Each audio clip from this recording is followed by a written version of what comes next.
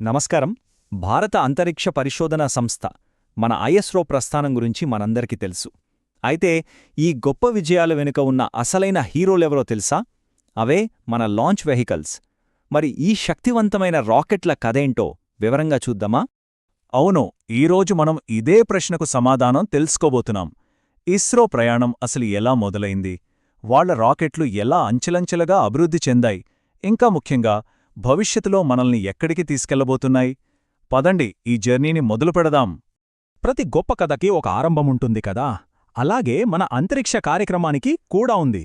ఇప్పుడు మనం ఇస్రో యొక్క తొలినాళ్ల గురించి, వాళ్ల మొదటి లాంచ్ వెహికల్స్ గురించి తెలుసుకుందాం.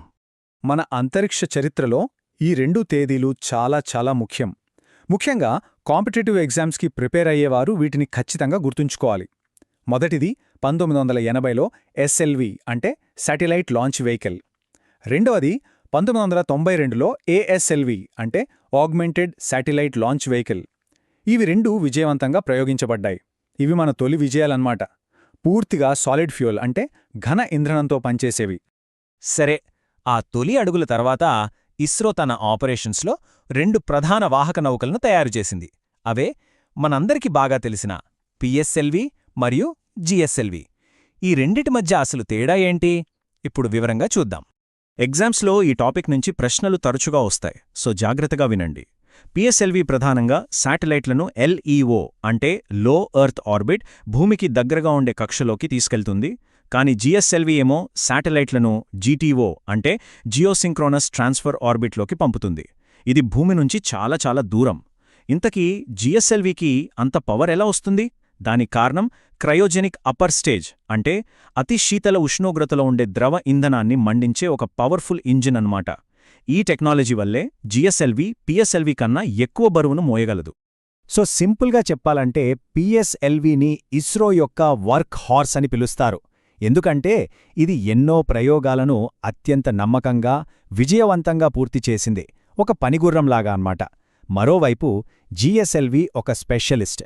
బరువైన కమ్యూనికేషన్ శాటిలైట్లను కరెక్ట్గా వాటి కక్షల్లోకి చేర్చడానికి దీన్ని ఉపయోగిస్తారు.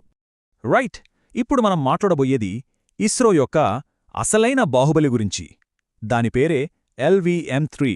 మన దేశపు అత్యంత ప్రతిష్టాత్మకమైన మిషన్లను విజయవంతం చేయడంలో దీని పాత్ర చాలా కీలకం.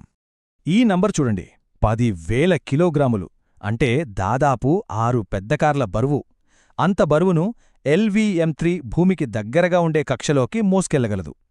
ఇంతటి అపారమైన శక్తి ఉంది కాబట్టే చంద్రయాన్, గగన్యాన్ వంటి భారీ మిషన్లను మనం చేయగలుగుతున్నాం. ఇక్కడొక చిన్న కన్ఫ్యూజన్ ఉండే అవకాశముంది, కాబట్టి ఇది గుర్తుపెట్టుకోవడం ముఖ్యం. దీన్ని ఇంతకుముందు జిఎస్ఎల్వి MK3 అనేవాళ్లు.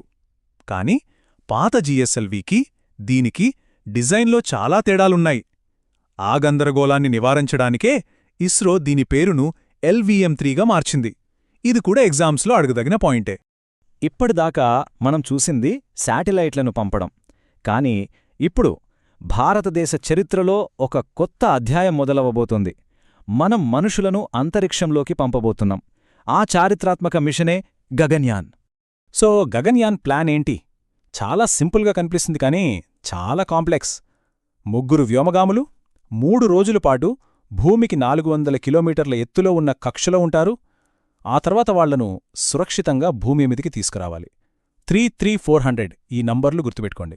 మనుషుల్ని పంపేటప్పుడు భద్రతకే మొదటి ప్రాధాన్యత. అందుకే హ్యూమన్ రేటెడ్ LVM-3 రాకెట్ను వాడుతున్నారు. అంటే మనుషుల ప్రయాణానికి ప్రత్యేకంగా ధృవీకరించిన ఎన్నో సేఫ్టీ ఫీచర్స్ ఉన్న రాకెట్. అలాగే క్రూ ఎస్కేప్ సిస్టమ్ CES. ప్రయోగంలో ఏమైనా తేడా వస్తే ఈ సిస్టమ్ వ్యోమగాములను రాకెట్ నుంచి వేరుచేసి కాపాడుతుంది. ఇవన్నీ చాలా కీలకమైన టెక్నాలజీలు. సరే, ఇదంతా ప్రస్తుతం. మరి భవిష్యత్తేంటి? ఐఎస్రో నెక్స్ట్ టార్గెట్ ఏంటి? అంతరిక్ష ప్రయాణ ఖర్చును తగ్గించడానికి, కొత్త ఆవిష్కరణల కోసం ఇస్రో ఏం చేస్తుందో ఇప్పుడు చూద్దాం. ఇది SSLV అంటే స్మాల్ శాటిలైట్ లాంచ్ వెహికల్. ఈ రోజుల్లో చిన్న శాటిలైట్ల మార్కెట్ బాగా పెరుగుతోంది.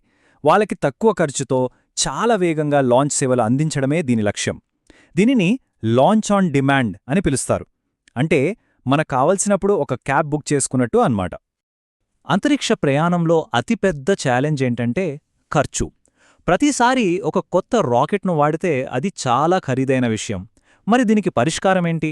పునర్వినియోగం, రీయూజబిలిటీ. ఆ దిశగా భారతదేశం వేస్తున్న అడుగులేంటో చూద్దాం. ఇది ఆర్ఎల్వీటీడీ అంటే reusable launch vehicle technology demonstrator. దీనికి పుష్పక్ అని ఒక మంచి పేరు కూడా పెట్టారు. ఇది పూర్తిగా మళ్లీ వాడగలిగే రాకెట్ టెక్నాలజీ వైపు మనం వేస్తున్న మొదటి అడుగు. దీని అంతిమ లక్ష్యం 2 స్టేజ్ టు ఆర్బిట్ అంటే TSTO లాంచ్ వెహికల్ను అభివృద్ధి చేయడం. అంటే రాకెట్లోని 2 భాగాలను తిరిగి భూమి మీదకు తెచ్చి మళ్లీ ఉపయోగించడం. ఒకవైపు మనుషుల్ని అంతరిక్షంలోకి పంపే శక్తి, మరోవైపు రాకెట్లను మళ్లీ వాడే టెక్నాలజీ. ఇవన్నీ మన చేతిలో ఉన్నప్పుడు ఒక ప్రశ్న తలెత్తుతుంది. అంతరిక్షంలో భారతదేశపు తర్వాతి అడుగు ఎక్కడ ఉంటుంది?